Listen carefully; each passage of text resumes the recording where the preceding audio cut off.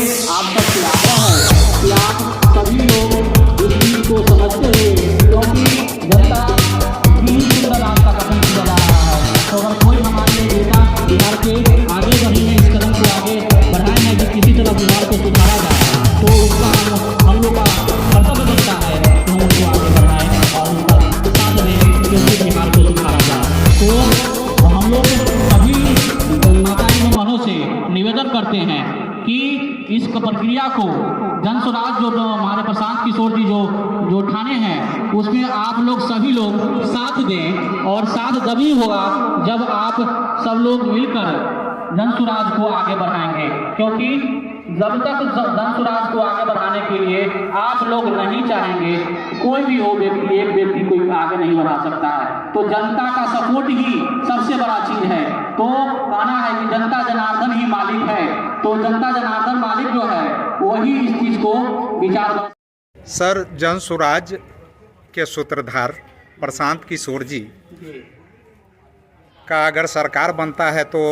युवाओं के लिए क्या उनका लक्ष्य है? युवाओं के लिए सबसे बड़ा उपलब्धि है कि बिहार में जो भी युवा सब बिहार से बिलोंग करते हैं वो अदर स्टेट में जाकर के काम कर रहे हैं। हमारे यहाँ व्यवस्था उनका नहीं है जॉब प्रदान करने के लिए, तो हमारे यहाँ उस व्यवस्था को, इंडस्ट्रियल को, ये सब चीज़ जो है उस सबको ला करके यहाँ व्यवस्था दिया जाए, क्योंकि हमारा जो लड़का जो है तो दूसरे राज्य में जो काम करते हैं उनको बिहार में ही काम मिले और बिहार में रोजी रोटी मिले, क्योंकि घर के पास ही जो कि सभी परिवार के साथ भी रहे। और ये सब जो कहने का मतलब है, जब तक व्यवस्था नहीं होगी, सुधरता नहीं है, जबकि जैसे कंपनी में काम करने के लिए हमारे युवा कभी गुजरात जाते हैं, कभी कहीं दूसरे राज्य में जाते हैं, कभी दिल्ली में जाते हैं, तो वहाँ से किसी तरह युवा को हमको बिहार में लाना है, तभी हमारे युवा का विकास के रूप में होगा और अपना काम उसको रोजगार मिलेगा। तो इस पर प्रशांत किशोर जी ने ये प्रथम इसका मुद्दा रखा है कि नहीं, हम किसी तरह अपने बिहार को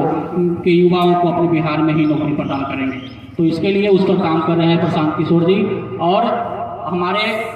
जितने भी युवा जो हैं उनका कर्तव्य बनता है कि अगर प्रशांत जी आगे बढ़े हैं तो उनको आगे बढ़ाया जाए किसी तरह हमारे साथ। बेरोजगारों के लिए क्या मतलब मिशन?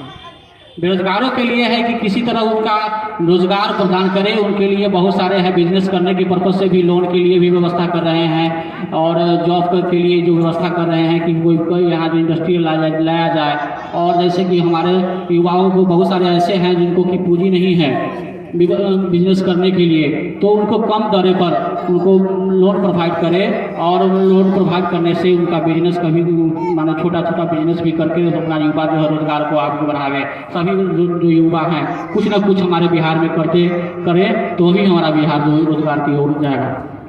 महिलाओं के संबंध में क्या कहना? महिलाओं के लिए तो लगभग हमारे प्रशांत किशोर जी ने सबसे अच्छा कार्य के लिए सोचे हैं कि हमारे महिलाएं जो है बहुत सारे काम के लिए उनके पास पूंजी नहीं है, तो उनके लिए भी सरकार जो, अगर प्रशांत किशोर जी कह रहे हैं कि हमारी जो सरकार जब आएगी तो हम यही कहेंगे कि जो महिलाओं को अभी जो लोन मिल रही है लगभग वो 1.5% महीने पर मिल रही है, तो करीब 18% सालाना ब्याज पर मिल रही है। उसको किसी तरह हम माने जो है वो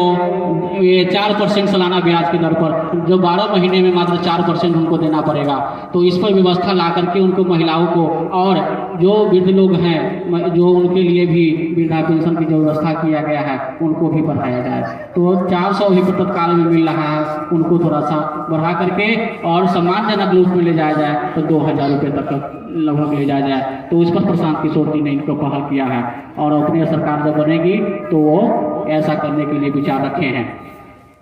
धन्यवाद।